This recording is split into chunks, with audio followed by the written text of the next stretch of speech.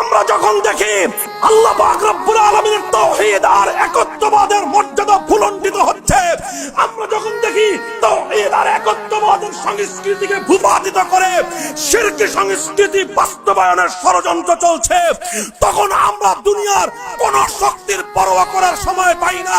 জান কুরবান করে নবুয়তের বিরাসতের দায়িত্ব পালনের মাঠে নামতে বাধ্য হই। মাদক বিক্রির জন্য শুধুমাত্র পুলিশ দায়ী নয়, শুধুমাত্র প্রশাসন জবাব দিবে না।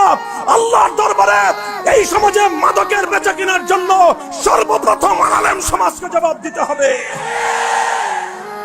যদি আজ মাজার পূজা হয়, যদি শিরক হয়, সমাজের মধ্যে যে কোনো খোদাদ্রোহী কাজ পরিচালিত হয়, সেজন্য শুধু প্রশাসন আর আইন শৃঙ্খলা রক্ষাকারী বাহিনী জবাব দিবে না, আল্লাহর কাছে জবাব দিতে হবে আমাদের আলেমদেরকে। এই জন্য আমাদের সমস্যাটা বেশি। সাধারণ মানুষ হোক তিনি প্রশাসনের লোক, হোক তিনি আপনার আইন শৃঙ্খলার লোক, হোক তিনি সরকারের কোন গুরুত্বপূর্ণ কোন দায়িত্বশীল মন্ত্রী এমপি, তারা সবাই একজনের আমলনামার হিসাব দিয়ে পার পেয়ে যাবেন। সবাই যার যার আমলনামার হিসাব দিবে, এই হলো আমার 65 বছরের আমলনামা। আল্লাহ পাক যদি মিলায় দেখেন যে মোটামুটি পাশ করার উপযুক্ত, বলবেন যা। সাধারণ মানুষ যার যার ব্যক্তিগত আমল হিসাব দিয়ে পার। আলেমরা যদি মনে করে থাকেন শুধুমাত্র নিজের ব্যক্তিগত আমলের হিসাব দিয়ে জান্নাতে চলে যাবেন, বোকার স্বর্গে বসবাস করতেছেন। আসমানি ওহীর ইলম পক্ষে ধারণ করা এত সহজ বিষয় না। আসমানি ওহীর ইলম যাদের বুকে আমানত রাখা হয়েছে, শুধুমাত্র নিজের হিসাব দেওয়ার জন্য আল্লাহ পাক এই আমানত আপনার পক্ষে দেননি।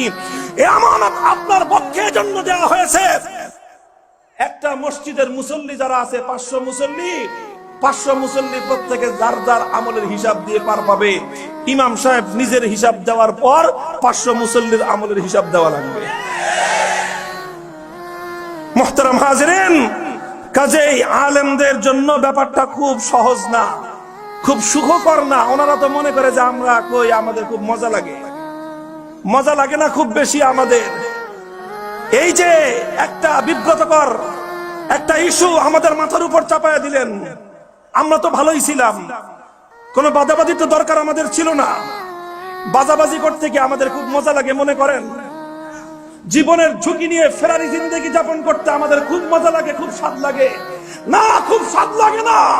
কিন্তু আমরা যখন দেখি আল্লাহ পাক রব্বুল আলামিনের তাওহীদ আর একত্ববাদের মর্যাদা ভুলণ্ঠিত হচ্ছে, আমরা যখন দেখি তাওহীদ আর একত্ববাদের সংস্কৃতিকে ভূপাতিত করে শিরকি সংস্কৃতি বাস্তবায়নের ষড়যন্ত্র চলছে, তখন আমরা দুনিয়ার কোন শক্তির পরোয়া করার সময় পাই না। জান কুরবান করে নবুয়তের বিরাসতের দায়িত্ব পালনের মাঠে নামতে বাধ্য হই।